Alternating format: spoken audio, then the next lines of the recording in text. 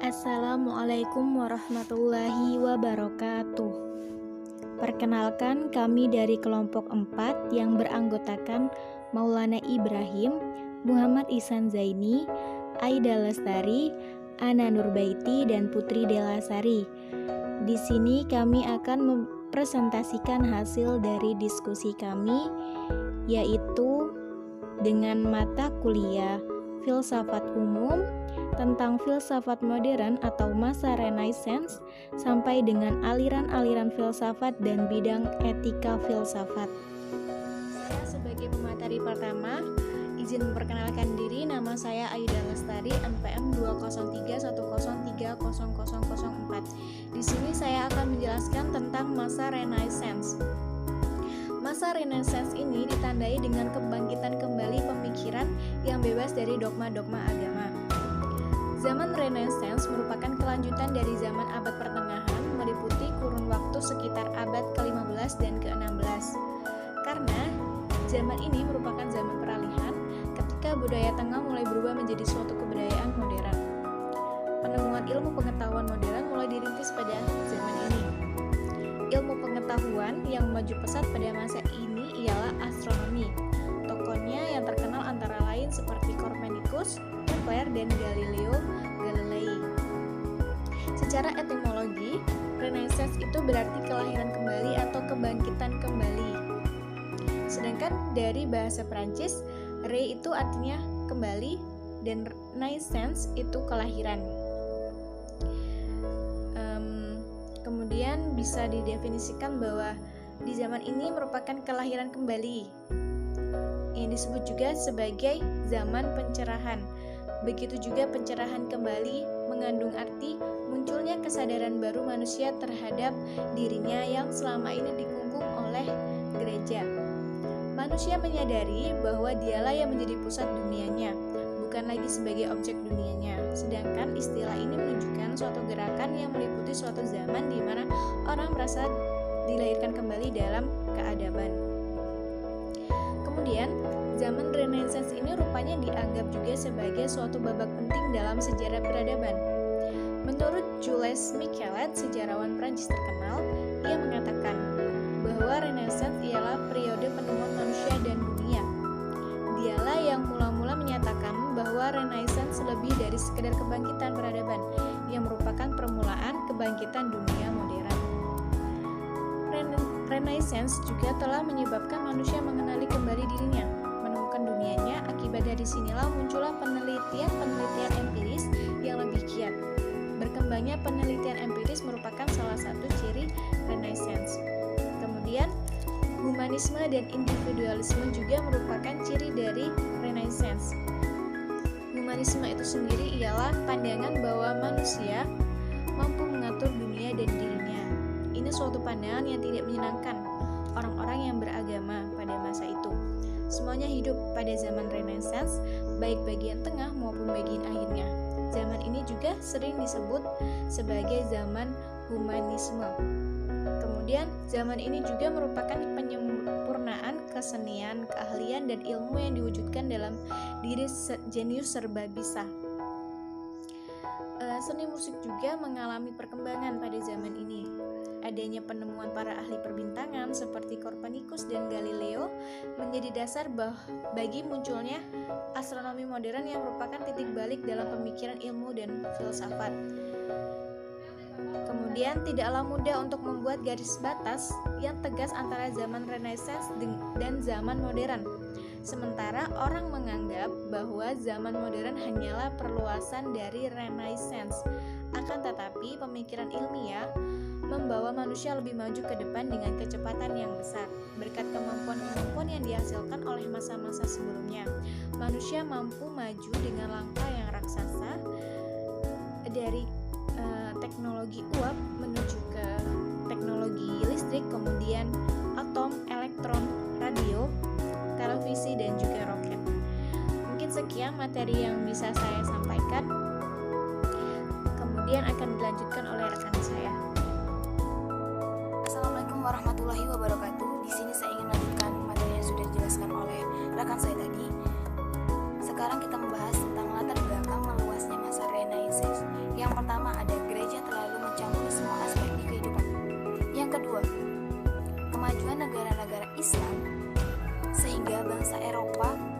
seperti negara-negara Islam. Yang ketiga ada manusia meyakini bahwa ilmu pengetahuan akan membawa ke masa yang lebih baik. Yang keempat ada gerakan humanisme bahwa manusia mampu mengurusi manusia sendiri dan dunia. Yang terakhir ada golongan kesatria yang menginginkan kehidupan mewah dan kehormatan seperti zaman sebelumnya, perdagangan, dan didukung oleh saudagar kaya. Selanjutnya ada materi tentang tokoh-tokoh perkembangan filsafat pada masa Renaissance. Yang pertama ada Nicolaus Copernicus, lahir di Torun, Polandia pada tahun 1474. Yang kedua ada Johannes Kepler, lahir pada tanggal 27 Desember 1571 di Jerman.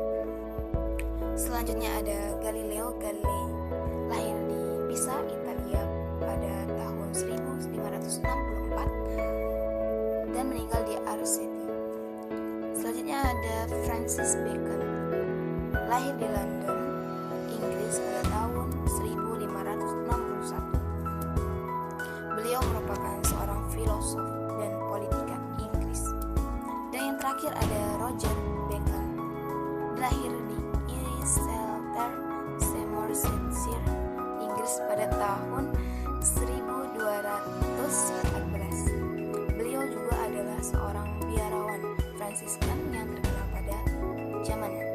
Sekian dari saya, kurang lebihnya saya mohon maaf. Selanjutnya akan dilanjutkan oleh rekan saya. Assalamualaikum warahmatullahi wabarakatuh. Izin memperkenalkan diri, nama saya Putri Delasari dengan NPM 20310097. Di sini saya akan membahas materi tentang aliran-aliran filsafat. Aliran-aliran filsafat itu sendiri terbagi menjadi 7. Yang pertama yaitu rasionalisme. Aliran ini berpendapat semua pengetahuan bersumber dari akal pikiran atau rasio.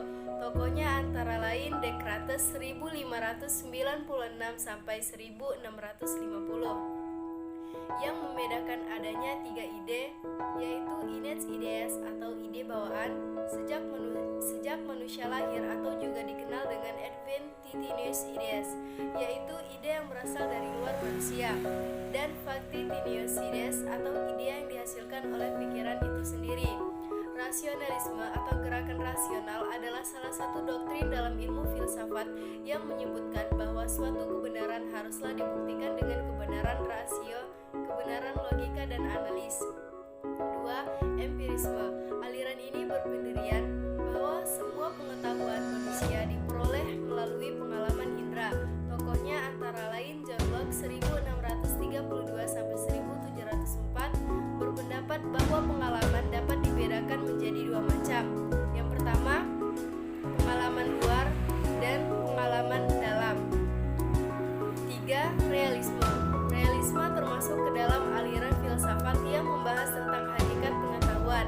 Realisme berpendirian bahwa pengetahuan manusia merupakan gambaran yang baik dan tepat dari kenyataan.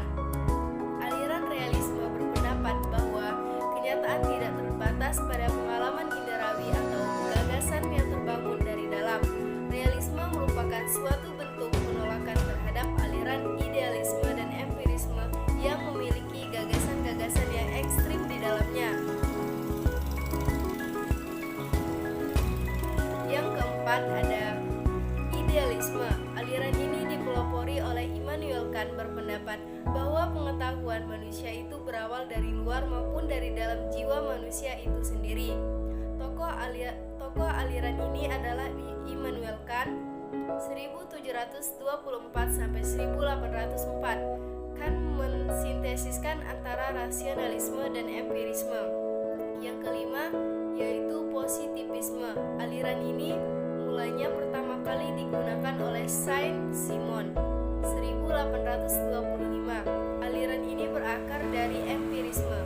Prinsip filosofinya dikembangkan pertama kali oleh Francis Bacon 1600, seorang empiris dari Inggris. Aliran ini menyatakan bahwa ilmunya adalah satu-satunya pengetahuan yang memiliki validitas dan fakta yang menjadi objek pengetahuannya. Yang keenam yaitu skeptisisme. Menyatakan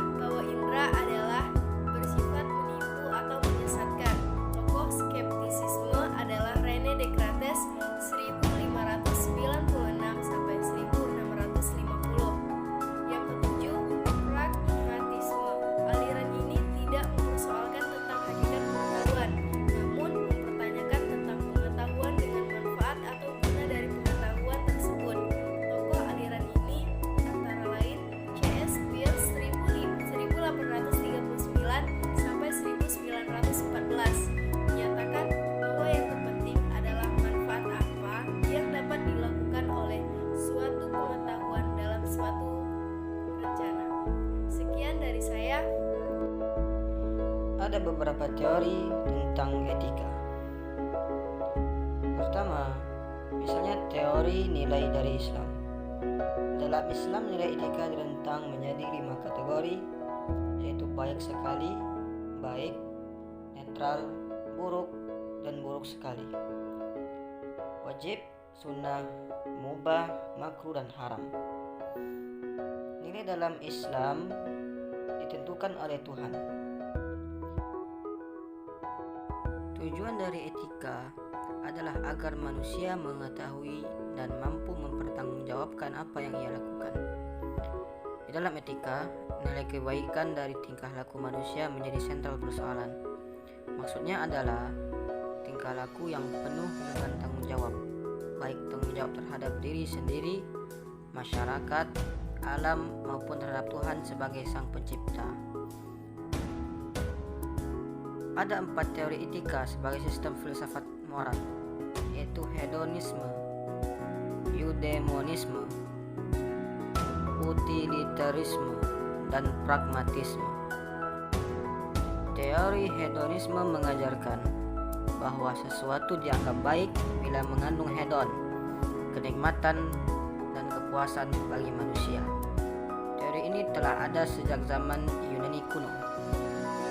Sementara utilitarianisme menyatakan bahwa yang baik ialah yang berguna. Titik utilitarianisme terbagi dua, yaitu titik pribadi dan titik sosial. Sementara eudemonisme menegaskan bahwa setiap kegiatan manusia mengejar tujuan. Adapun tujuan yang dimaksud itu adalah kebahagiaan. Sedangkan pragmatisme adalah suatu pemikiran yang menganggap bahwa sesuatu yang baik adalah yang berguna secara praktis dalam kehidupan. Sebuah etika tidak mengatakan pada seseorang apa yang harus dilakukannya dalam situasi tertentu, sehingga dapat dikatakan bahwa fungsi praktis etika adalah memberikan pertimbangan dalam perilaku. Tidak akan dapat dikatakan bahwa etika adalah sesuatu yang benar dan tidak benar, tetapi etika lebih memandang pada pertimbangan yang relevan untuk sesuatu alasan berkaitan dengan tindakan yang akan diambil oleh seseorang.